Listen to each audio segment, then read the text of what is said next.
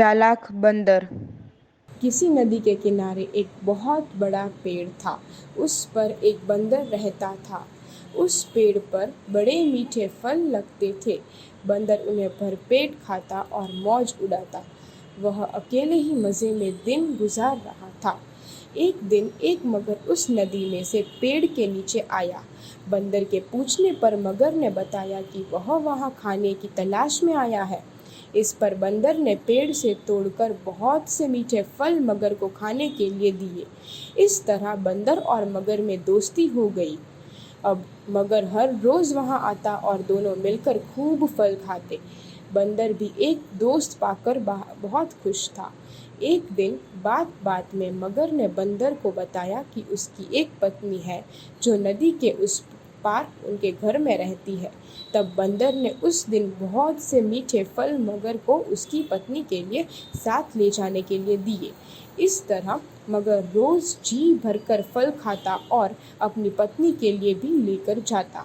इस तरह मगर रोज़ जी भरकर फल खाता और अपनी पत्नी के लिए भी लेकर जाता। मगर की पत्नी को फल खाना तो अच्छा लगता, पर पति का देर से घर लौटना पसंद नहीं था।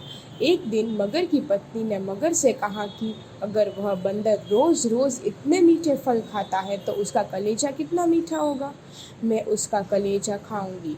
मगर ने उसे बहुत समझाया पर वह नहीं मानी। मगरमच्छ दावत के बहाने बंदर अपनी पीठ पर बैठकर अपने घर लाने लगा।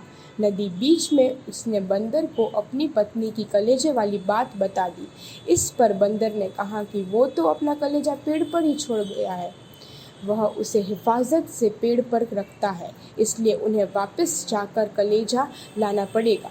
मगर बंदर को वापस पेड़ के पास ले गया। बंदर छलांग मारकर पेड़ पर चढ़ गया। उसने हंसकर कहा कि जाओ मूर्ख राजा, घर जाओ और अपनी पत्नी से कहना कि तुम दुनिया के सबसे बड़े मूर्ख हो।